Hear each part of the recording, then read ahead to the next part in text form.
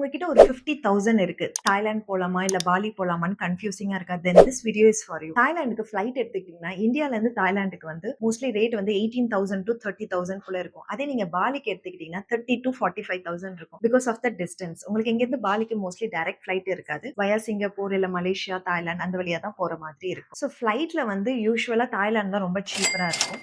And second வந்து hotel எடுத்துக்கிட்டீங்கன்னா, hotel வந்து தாய்லாந்துல வந்து 2 to 5,000க்கு உங்களுக்கு 1 நைட்டுக்கு உங்களுக்கு ஸ்டே கிடைக்கும். இதே நீங்க பாலி எடுத்துக்கிட்டீங்கன்னா 3,000 to 7,000 ஆகும். அண்ட் ஈவன் இன்னும் தாய்லாந்துல வந்து உங்களுக்கு பட்ஜெட்டட் ஹோட்டல் இதை விட சீப்பராவே கிடைக்கும். அண்ட் தேர்ட் வந்து ஃபுட் எடுத்துக்கிட்டீங்கன்னா நீங்க தாய்லாந்துல ஒரு 200ல இருந்து 500க்கு பெர் மீல் முடிச்சுக்கலாம். இதே நீங்க பாலிக்கு போனீங்கன்னா ஒரு 300 to 700 பெர் மீலுக்கு ஆகும். சப்போஸ் நீங்க வந்து ஒரு ஸ்ட்ரீட் ஃபுட் லவரா இருக்கீங்கன்னா தாய்லாந்து தி பெஸ்ட்.